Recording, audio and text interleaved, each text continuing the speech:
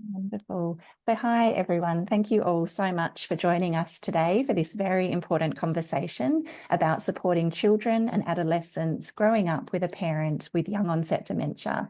So my name is Jade Cartwright. I am the co-chair of the Australian Young Onset Dementia Special Interest Group, a network of over 70 clinicians, people living with dementia and family members with a shared interest in improving outcomes for people with young onset dementia. So this is our final webinar for 2024, and we would like to thank all of our members for their engagement and participation during the year. So before we begin, I would like to acknowledge the traditional custodians of the land on which we are all meeting today and pay my respect to elders past and present. And I extend that respect to all Aboriginal and Torres Strait Islander people joining the webinar today. So to set the scene for today's conversation, I would like to share some statistics from the Joint Solutions project. This was a national project led by the Young People in Nursing Homes Alliance and funded by the Department of Social Services. The research identified that 52% of participants with young onset dementia had children living with them at some point following diagnosis, but only 12% were offered appropriate support. So this is a staggering statistic when we acknowledge the profound impact that young onset dementia has on families and young children. So our webinar today aims to shine a light on this very important issue, to share experiences and to highlight resources, supports and services that are currently available, as well as where new services are needed. So the webinar will run for 1 hour and will be recorded. You can use the Q&A function at the bottom of the screen to register any questions during the webinar. We will try and respond to those during the session if we can. And if we don't have time for questions at the end, we will make sure that we respond to all of the questions in follow-up and circulate those to everybody who's registered for the event. So it is my great pleasure now to introduce our first speaker, who's Robin Bett. So Robin is a clinical psychologist and psychoanalytic psychotherapist with 20 years experience working with people across the lifespan. For the past 5 years, Robin has been working with Brightwater Research Centre, exploring the needs of children whose parents are living with ABI or young onset dementia. So thank you so much, Robin. Thanks, Jade. Yes, so I've got 10 minutes to tell you about a 5-year project that we've been doing at the Brightwater Research Centre. And because Brightwater is a service provider for people with younger onset dementia, the Research Centre tries to investigate and think about all of the different clients at Brightwater. And so one of the questions that arose was that staff members at Brightwater who were providing services for clients with younger onset dementia were noticing that there were families sort of around the person and that they were uncertain of how to help those families or respond to the perceived needs or think about those families. And so the Brightwater Research Centre got some funding from Lottery West here in WA to do some research. And the way we did that was by looking at the literature, by looking at what else was being done for children and families around the world, and also doing a number of interviews with young people who had lived with parents, lived as dependent children with parents who had younger onset dementia. We also spoke to partners of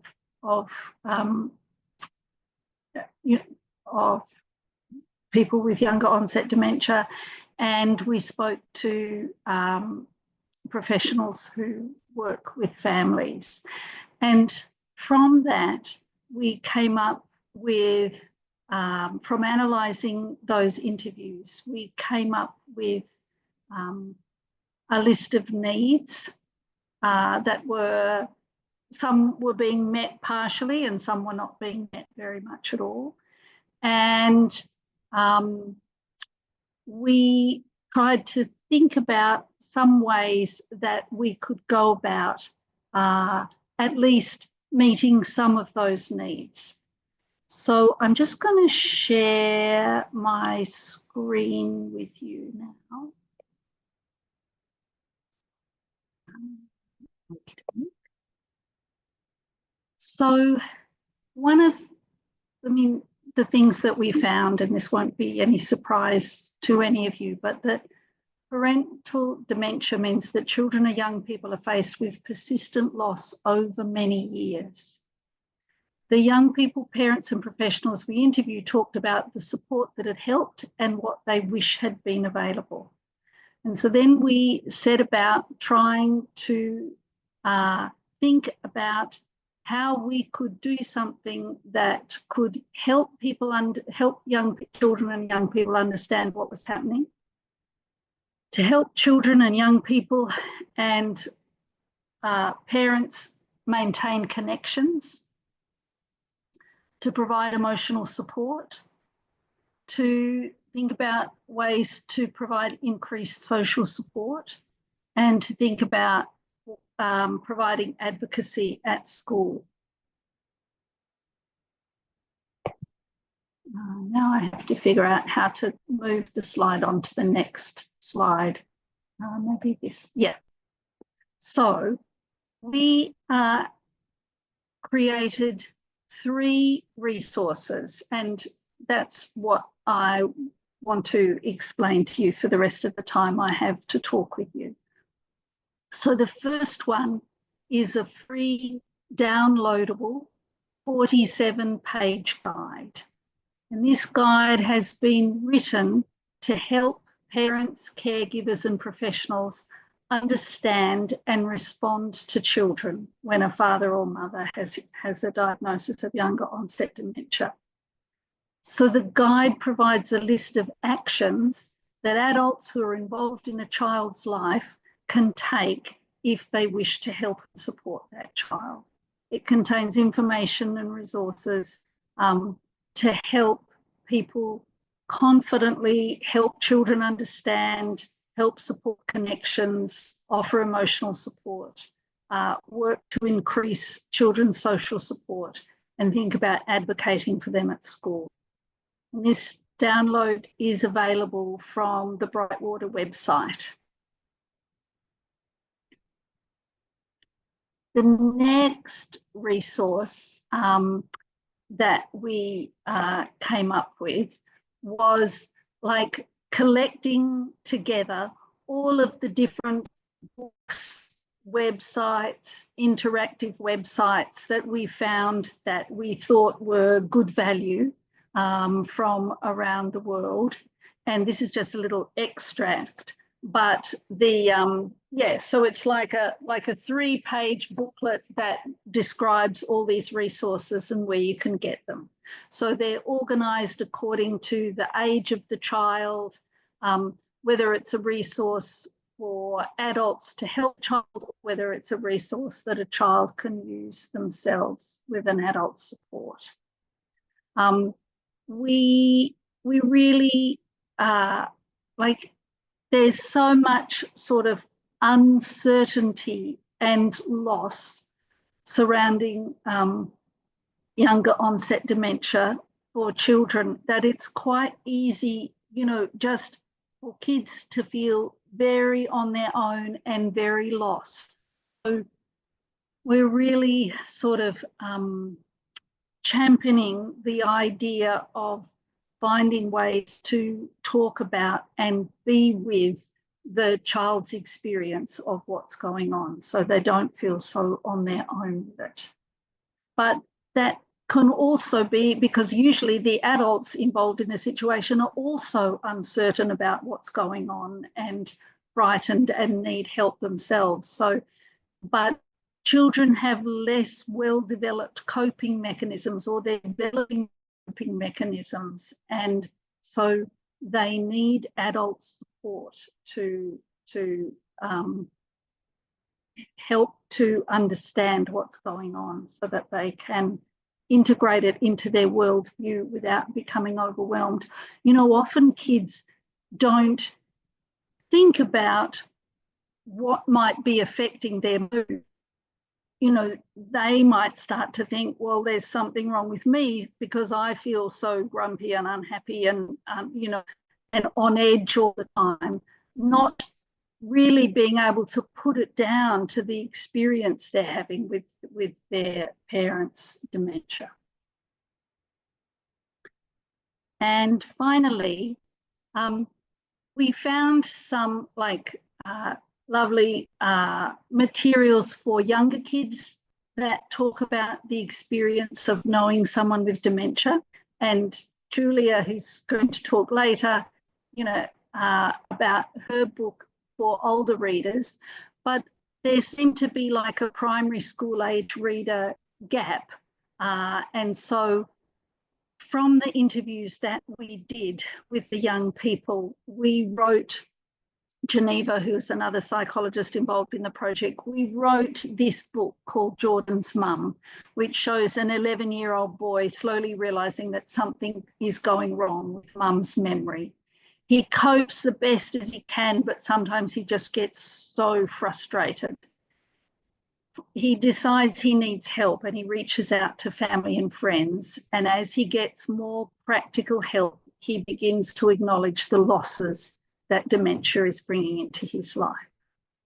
So this book is written to reassure young readers and parents about the value of open and honest communication, naming difficulties and working together to find solutions. We have printed copies of this book that are available by getting in contact with Naomi Moylan at Brightwater, or on the Brightwater website, you can find the link where the book is available to download onto an e-reader via Kobo, or available print on demand via Amazon Australia. So I'm looking forward to hearing the rest of the presentations this morning. And I'm also really looking forward to people following up on these resources. And I'm always really keen and excited and happy to get any feedback from anyone about how you found them. Fantastic. Thank you so much, Robin. It's such an amazing amount of work that you and your team undertook. So the resources look fantastic. So we will make sure we share all of the links as part of the follow-up from today's event. And yeah, I think that's lovely that you're encouraging people to send that feedback and to perhaps share ways that they are using or do use those resources in the future. So thank you so much. You've set the scene really beautifully. So I will now introduce our second speaker, who is Julia Lawrenson. So Julia is an award-winning author and presenter who has published 15 books for children and young people. So in 2017, Julia published Before You Forget, a fictionalised account of her daughter Annie's coming to terms with her father's diagnosis of younger onset dementia when Annie was in year 11. John died in November this year, 13 years after diagnosis and 10 years after going into care. Julia, I really loved the book and thank you so much for being here with us today.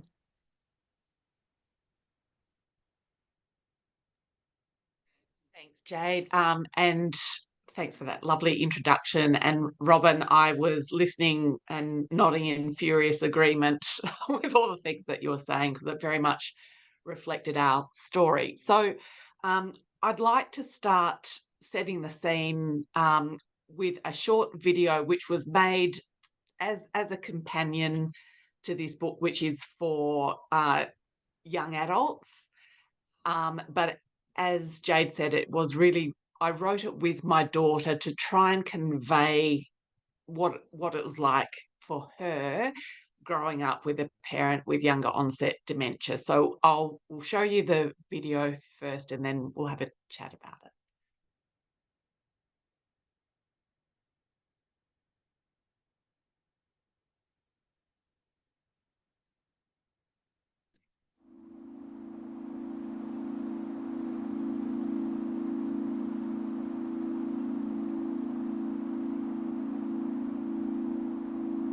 I just remember him being a very social, witty, humorous, intellectual person who was always on the ball, always quick to respond to anything really.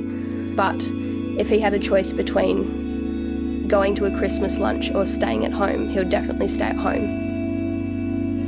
It seems that he might have had a bit of social anxiety or something that he was masking with kind of over-the-top incredible social skills.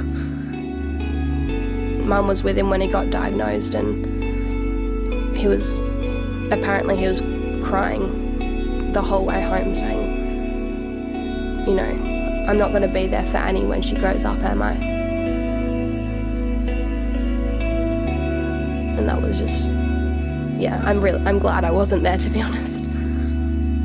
That would have been hard for everyone.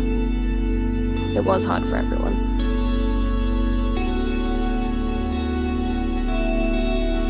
I'll go to visit him as many times as I can handle it, but when I do visit him, more recently, he hasn't recognised me at all.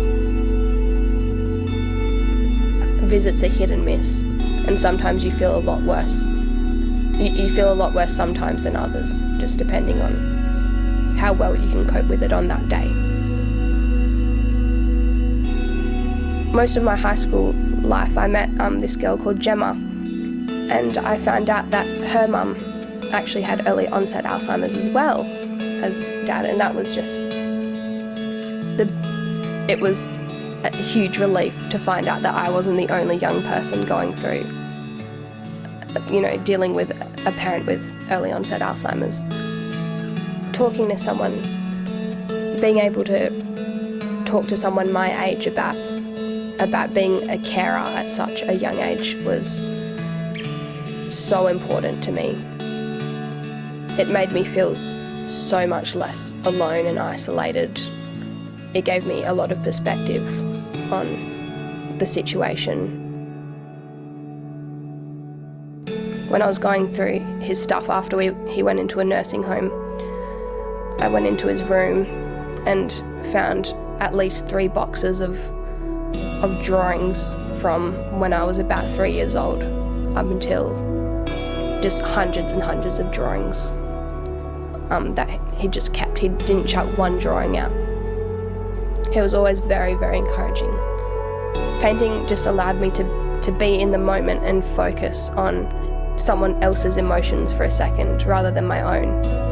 It's a huge outlet for me. It is so essential that I paint.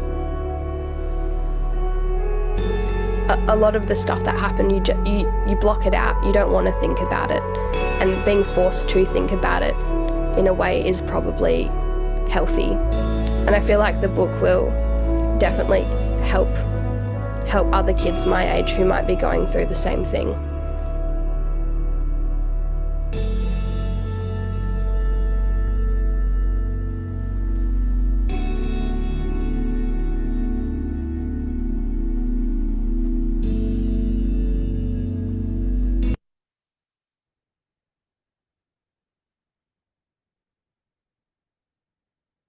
So that video was made in 2017. So what's that, 7 years ago now? And it's been a long road since then. And I think the hopes we had for the book in creating conversations for kids going through this kind of thing has been realised. And I think it has been very helpful for that. One of the things that Annie and I have been talking a lot in the 4 weeks since John died about what would have been helpful for her, because she's about to turn 28. So she's got a bit of a longer view. And her dad started showing symptoms of Alzheimer's when she was about 12. And the behaviours just got increasingly erratic. And in fact, it was, I think, 3 or 4 years from when he first started showing symptoms to when he was diagnosed. And in that time, we had no idea why he was doing these strange things. So one of the things was that he was always very protective of her, because he was she was his only child. And then he started doing things like inviting strange men home, and like driving very erratically with her and unloading a lot of his stress onto her. And the first time actually that we were offered support for her was when he went into Brightwater, actually. And by that time, it was kind of too late because she needed that support when he early on, like when he was diagnosed, and or even before that, which might have been a bit tricky, but even to have brought her in to the conversations about what was going on, because she was old enough to understand those things then, but she was very much left on the outer by all the services, and the clinicians. And when he did go into care, the staff were really good with her, and we were offered counselling through a social worker for her. But a lot of the care workers just didn't know how to respond to her. And, she was quite, she was going through a lot of emotions. And they were there to take care of him, not of us, I guess, but it added a layer of difficulty. So I'm really excited to hear that there are conversations opening about how to actually take care of the whole family, not just the person with dementia. I actually wrote the adult version. This is called How to Avoid a Happy Life, which was my memoir, which came out this year. And so if anybody is interested in the parents' point of view, because that goes through, that development of the understanding of what's going on and the very difficult stuff around it for me and for our daughter. So I'm really, really pleased that there's starting to be a shift, because my daughter has suffered immensely and continues to suffer because of what didn't happen 13 years ago. It's got a very, very long tail, and Alzheimer's is a particularly tricky disease to explain to people, I think. And we just had no understanding of what was coming, or what was going on. And I think it would have been incredibly valuable to just have a bit more support early on.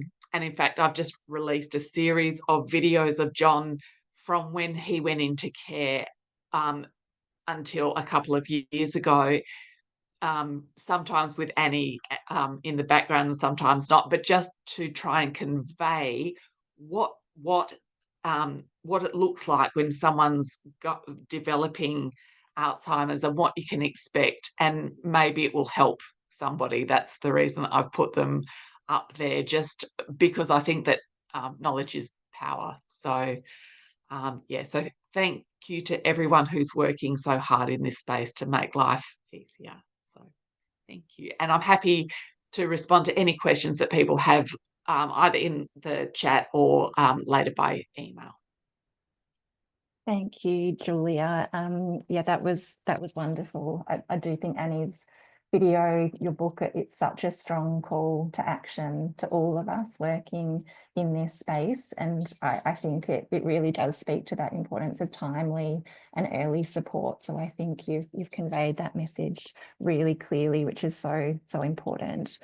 As a speech pathologist, one of the things that kind of really resonated with me reading the book, but also watching Annie's video, is really the importance of having tools to support connection, to help maintain relationships within a family, but more broadly as well.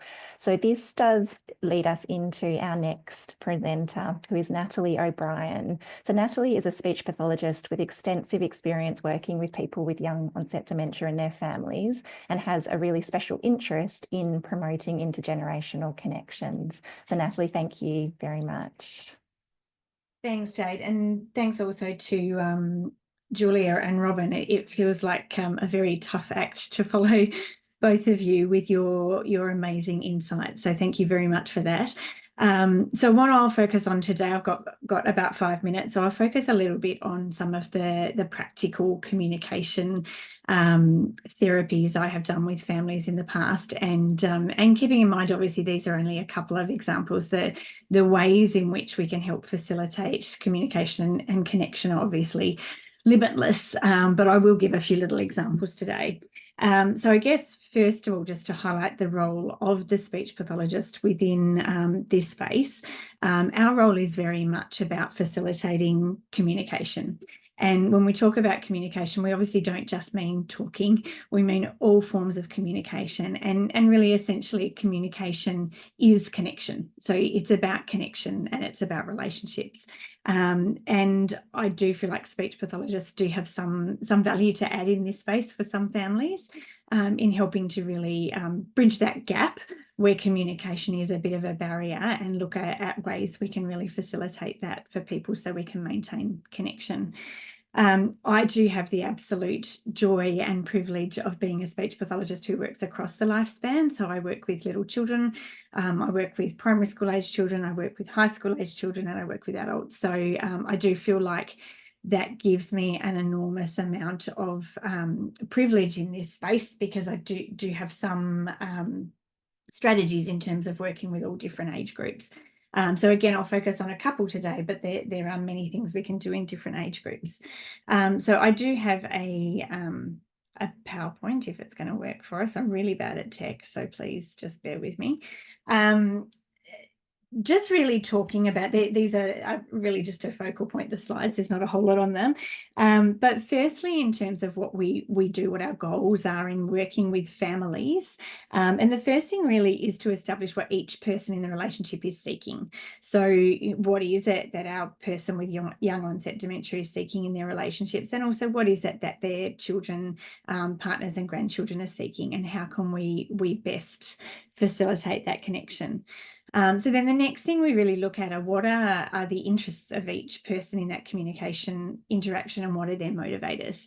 So we try and find a shared interest and a shared experience so that we can really hone in on that and find something that people can connect over. Then we look at the skills of each person, because it's really important when we're working with communication, and particularly with communication breakdown, that we look at people's strengths. And when we're trying to set up connections and helpful interactions, we want it to be skill-based and strength-based. So we don't want to set up something that's going to fail. We want things that meet each person where they're at, and each person's skill level and interests, and really try and connect them on that level. And then we often try and make what we do action-based as well. So we're really trying to look at connecting through activities and actions and experiences that can then be logged in a shared memory. Some examples of what we have done in the past. Now I've got, the first one I've got is actually a young grandparent example of a grandparent with his 15-month-old grandson. And what we found in working with these two people, and obviously I've changed names, but I've called them Rick and Baxter. And Rick, as the grandfather, had a love of cars, and he had been interested in cars all of his life. And his little 15-month-old grandson was also interested in cars. So what we did for them was set up an activity based around cars, where we literally, it was a very simple activity, but again, the purpose was a shared activity. So we sat the cars at the top of a big ramp, and the only language load that we had within that was go. So Baxter and Rick would take turns in shouting go, and whoosh, the cars would go down the ramp, and Baxter would run very joyously to the end of the ramp, collect the cars and bring them back to Granddad. And in that very simple shared interaction, what they managed to establish was a connection.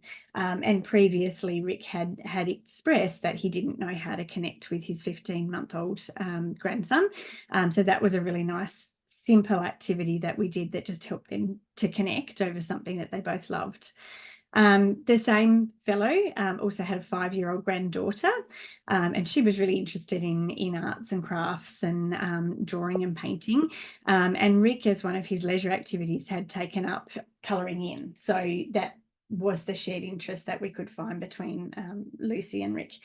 And so what we did was we set up some craft pages where we had one side was Rick's story and one side was Lucy's story, and we gave them some topics. So one of the topics was how you got to school. Another topic was the sports you like to play, and Rick would colour or draw on his side what his experiences as a child were, and Lucy would colour and draw on her side what her experiences nowadays were. And then we'd talk about the things that were the same and the things that were different. And that was really lovely because they could sit quietly side by side and participate in this interaction.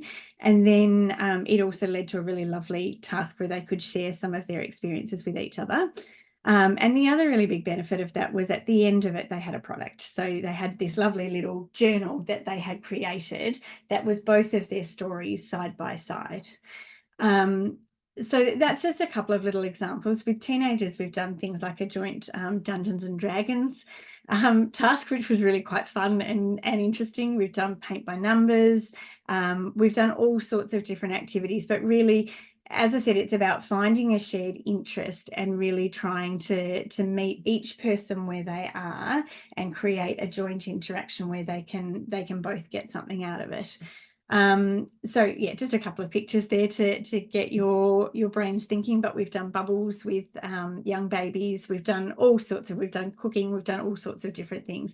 But it really is just about finding that shared interest and that shared interaction so that we can bring together the richness of communication as a form of connection.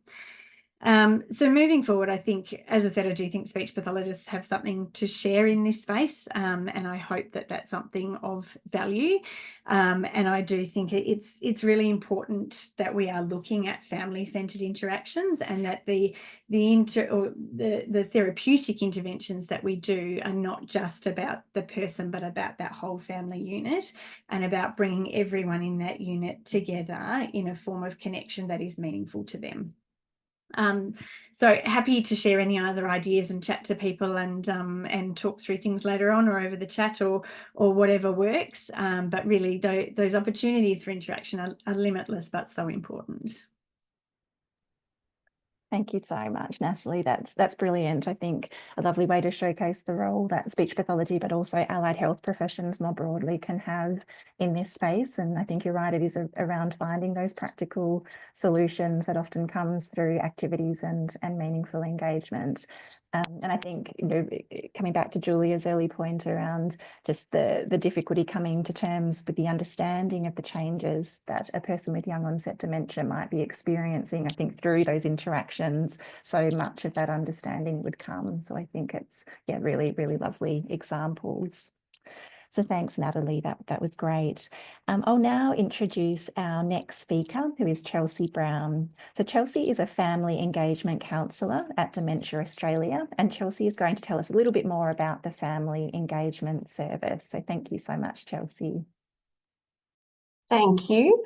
So I'm from Dementia Australia. I am a family engagement counsellor, which is basically a new program, relatively new. Excuse me. So Dementia Australia, I think, started this program maybe a year or two ago. I've been in the role for about 6 months now.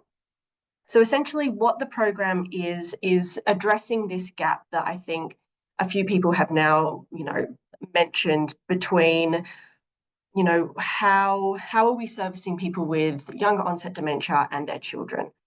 Because we also have an individual counselling program, which was previously the only program we had. But there was definitely a lack of understanding for the younger people and for the family dynamic as a whole, and what YOD specifically does to that family dynamic.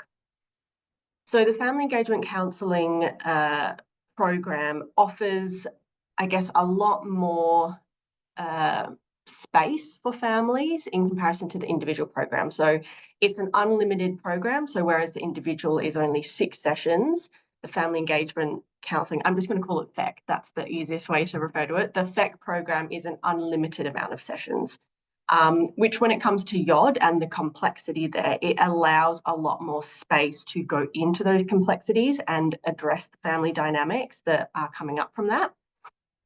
So FEC specifically allows counselling for any age group, specifically under 18. So, you know, I think my youngest is 8 years old, and then I see, you know, teenagers. And it is, I guess, more tailored towards the unique experience that they're having. So I think, you know, some things that have been brought up by other presenters is, you know, their sense of frustration and isolation within the school, you know, the school group, where other families don't have that going on and they feel very isolated and very alone in their experience. Depression, confusion. I think there's often a lot more frankness with the young people around what's going on in their feelings, which it can be really refreshing. And also the added responsibility that they're feeling from their family experiencing this.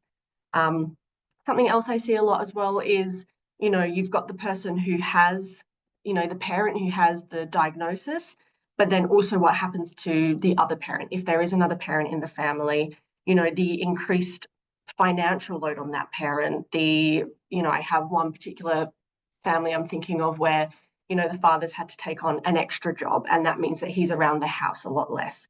So not only are they experiencing kind of the loss of one parent, but the loss of another parent who is having increased financial responsibility. They have their own emotions going on.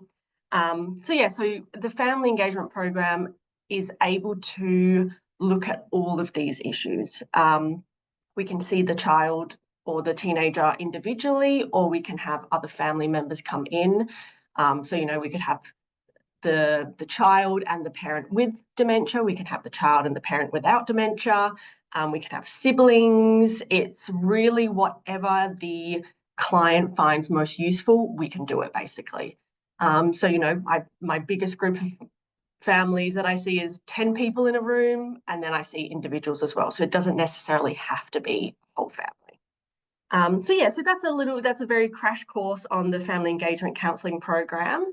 But I think it is addressing a need to give the spotlight to the children in these families. The counselling, these sessions would be specifically with myself, but we also do have other programs at Dementia Australia. I probably don't have time to go into that, but we do have, you know, individual counselling for adults. We have education programs, groups, so we offer a lot. And, you know, if the family engagement program isn't for you, I'm sure there would be something else that would be suitable. So yes, that's a little bit about us. If you do want to get engaged with the program, you would give our hotline a call, which I might pass that number on and get that distributed. But essentially, you would call the hotline, let them know that you're interested in the service, and they would get that referral going. So hopefully that's helpful, and happy to answer any other questions that anyone might have. That's fantastic, Chelsea. So good to hear about that service, and it just sounds so comprehensive, so flexible, so person-centred, and wonderful to have that option of having multiple people in the room at the same time to work through the changes in family dynamics, as you say. So that's fantastic. We will absolutely make sure we share the links and the ways to connect with your service in the follow-up resources as well. So thank you so much for sharing that. So we are now going to move on to our final presenter for today. Before I do, please do remember to pop any questions that you have into the Q&As. I think we will have time for one or two at the end of our conversation. But our final presenter is Sam Grigg.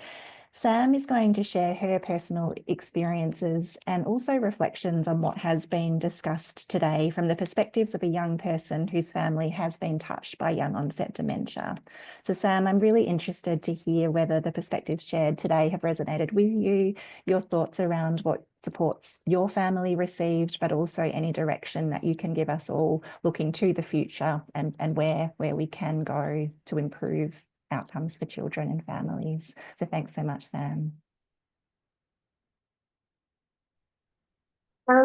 So I think I just want to say thank you to everybody who's putting further research and really progressing the support needs for family, especially for the kids. So at the time of Dad's diagnosis, I think we really could have used a little bit more support as his kids, because it was very confronting and very shocking. I think definitely I resonate with Julia and Annie the most. Hearing Annie's video, I actually watched it a few days ago because I didn't want to cry on camera. But that was the first time in 5 years I've heard somebody my age actually acknowledge my feelings in the exact same way that I would have. So that was really sort of crazy in a way for me, because I have 2 siblings and they're the only people that I've ever spoken to about it. Yeah, so for me, that was the most connection I felt with somebody else. So Dad was diagnosed at 55. I was 6 months into my nursing graduate year. My little brother had just turned 18, I think a week or 2 prior to his diagnosis. He was 4 months away of sitting his VCE exams. And my older sister was going through some really major career changes at the time. So Dad's diagnosis took 2 years. He was sent to the GP by my mother with a list of things that he was doing that was slightly odd. And he was told, oh, you've got depression. Here's some antidepressants, go home, take them. I'll see you in a few months.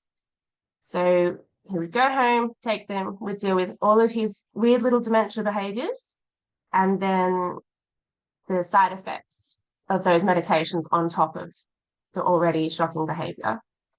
And then so Mum would send him back to the GP, would change medications, and we'd go through that cycle again. We went through that for 2 years. So it was 2 years of mood swings and road rage and erratic driving and declining conversational skills. And then the fine motor skills. And then we'd go back again and do it all again for another few months.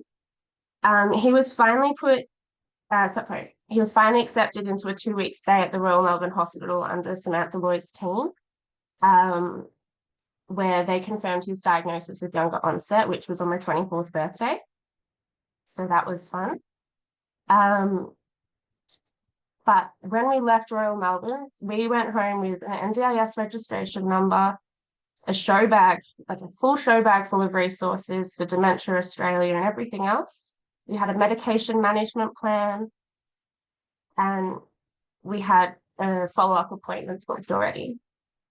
I completely acknowledge that some families aren't that lucky, and some families kind of just get the diagnosis and sent on their way with no further education, no resource manual, nothing. So I'd really like to thank Sam Loy and her team for that, because she's been incredible through the whole thing. After his diagnosis, we were in touch with Dementia Australia a few months later, and they were incredible. We had a psychologist come out, we had a family appointment, which I think it was great at the time, but my little brother was 18 and angry, so he was not going to engage any further with the shrink. But it's given Mum a really good outlet, so Mum's been able to continue appointments with that specific Dementia Australia rep, and that's been really helpful for her as a fully functioning adult, willing to talk about her feelings. But it doesn't put her in the kids club. And you don't like hearing people say, oh, I understand how you feel. Because most people, when their parent gets dementia, you know, they're already in their 40s or 50s, Mum and Dad are in their 80s. They've seen them get married, have kids, do all the big life milestones. And we don't get that. My dad won't get that. My dad didn't see my little brother buy his first house 6 months ago. He has no recollection of walking through it. He doesn't really know my sister's house. So I think for us, empathetic language from what my brother calls adults, it kind of just doesn't hit the same. We're able to sit there in the group, the 3 of us, and just acknowledge that it really sucks. Everything that we miss out on really sucks. You know, we engage in very dark humor around it because that's what works for us. We kind of have our own little support group. But, you know, we were all older, a little bit older. We're not little kids. We're not young teenagers.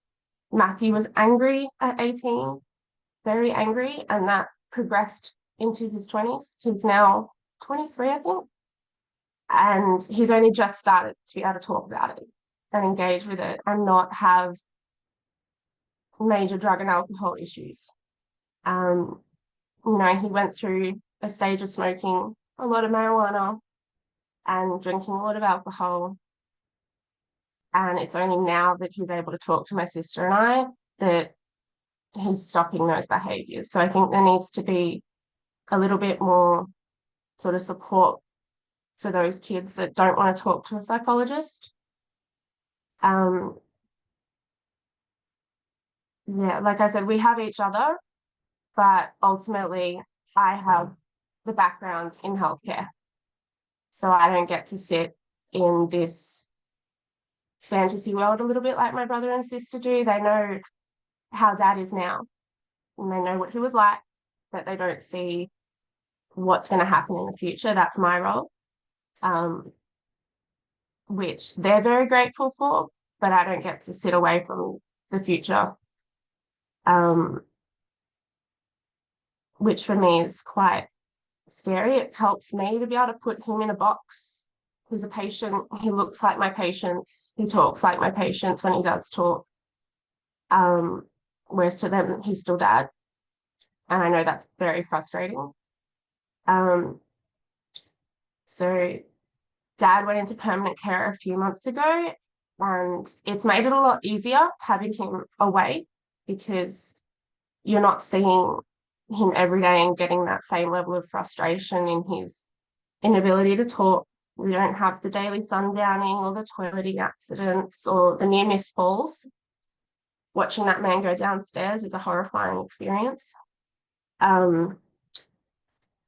But seeing him less has made that decline a lot more confronting when we do see him. Some days he's all right, he'll be a little bit chatty, and he can string a short sentence together, but other days, more often than not, it's a really slow game of charades and a slow form of torture that you can't hide from. The hardest thing for me was that the first function that left him was his speech. His early onset has really affected his language centres. And I couldn't tell you exactly when he stopped talking. It kind of just feels like we woke up one day and he couldn't get a word together. So my mum is really, really good at charades now. She plays charades with him very well, and she's the master at deciphering what he wants. So I wish we'd had like speech pathology that would come in and put together activities so that we'd have those memories with him. Even just making videos of him actually talking in sentences, even if it was just him ordering off a menu. Yeah.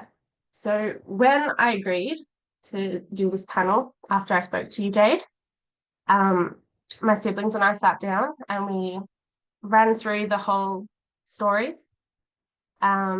which is a really nice reflection for us. But we sort of brainstormed how we wanted our story presented, and the assistance that we needed, especially my little brother who was freshly 18 and probably the closest to the age group that everybody here is interested in knowing the supports needed. And we kept circling back to 3 different things. So the first one was like a book put together by your parent with younger onset, maybe with some assistance, that went through all the questions that you would want. So like their favorite food, their favorite memory of you, parenting advice for you, relationship advice for you, and just the conversations that you have with your parent when you're 30, 40 that we're not going to get. You know, we can have them with mum. She can give us what dad would have thought, but it's not coming directly from dad telling my brother to pull his socks up and mow his lawn. The other one was support to fill the gaps that functional parent leaves behind. So my dad was always the fix-it guy. He was the guy that would, you know, hang everything on the walls. My little brother reaches out to my boyfriend to get him to help him, to teach him to do those things. And a support group for kids, either in person or anonymously online. I'm chatty and I enjoy human connection. My little sister does not. So my older sister does not, neither does my little brother. So I'd go to a coffee group and I'd talk about the weird places that I find things around the house. My sister would like to sit on her couch and be able to read like a Reddit stream online and just cry by herself. And just know that other people feel that way. So just to finish off, my family often talks about how Alzheimer's, especially younger onset, has you stuck cycling through the 7 stages of grief, often on a daily basis. So easy to read and access resources like what the Keeping in Mind project has are really excellent. But something that addresses the stages of grief and how to healthily deal with them in short, succinct things would be excellent. And something that caters to all personality types. And teenagers have multiple personalities quite often. And then engage young people. Not often, you couldn't get my brother to sit down and read a book on Alzheimer's, but you could get him to probably talk to somebody whose dad also has Alzheimer's, because that's relatable for him. But I'm really grateful for the opportunity to speak at this. I think connecting more people and building that understanding and support is going to go a very long way. So thank you. Thank you so much, Sam. That was amazing. A really beautiful insight. I know how emotional it is, and I know this whole hour has been emotional as well. But it's just such a powerful call to action. I think through Annie's story, through your own, I think it just shows how much the need is, that how much we need to be working together in this space. I think those 3 points that you shared at the end then are fantastic, and they're actually the perfect kind of place to kind of end our webinar on, because they show us what we need to be doing. I think that practical support groups, and as you articulated so beautifully, that cater to different personality styles, to different coping styles, to different ages, is just so important, and that it can't always be talk-based, that it needs to be activity-based. We need to do it in ways that engage, but also that absolute importance of peer support. And I know that connected with Julia as well, that for you, just hearing Annie's story, how the impact that's had, that I think we need to know that linking people to that resource, but to each other, is just so critically important. And I also really hear you around helping kids to deal with grief. I think that is something even as adults we're not good at, so we need to be helping children to do that better. And through services like what Chelsea offers at Dementia Australia, I think we know those networks are out there, and health professionals need to be working better. It was fantastic to hear that you had that strong diagnostic experience when you got to the right team, and we also need to make that the more general experience for families, so that you're not experiencing that kind of absolute difficulty in those early stages. So there's so much there for us to take away. Naomi, I'm going to just pass over to you. I don't think, do we have any questions? We've got some lovely comments there, just thanking. Absolutely. Just some lovely heartfelt comments to you, Sam, about sharing, your experience and thanking you and what a impact it's made on the people today. So there was a previous question just about also where you could get Julia's books, and she's popped in there that they are available online or hopefully in your local libraries, but the Before You Forget is published by Penguin, and How to Avoid a Happy Life is published by Fremantle Press. So thanks, Julia. Fantastic. So we will put all of those links and resources into a follow-up email.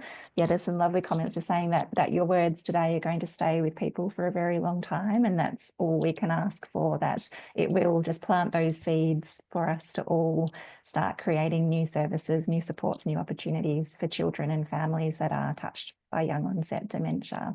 So I would like to just offer my sincere thanks to our presenters today. It's been such a wonderful conversation. Again, we hope this is the first of many conversations like this, that I think it would be wonderful to come back together in another forum in the future to continue the conversation and to share more resources and supports in this space. So that is our final webinar for 2024. So please do look out for our webinars in the new year. And I would like to just wish everybody a restful end to 2024 and all the best for the new year. So thank you everybody for being here, and we'll see you next time.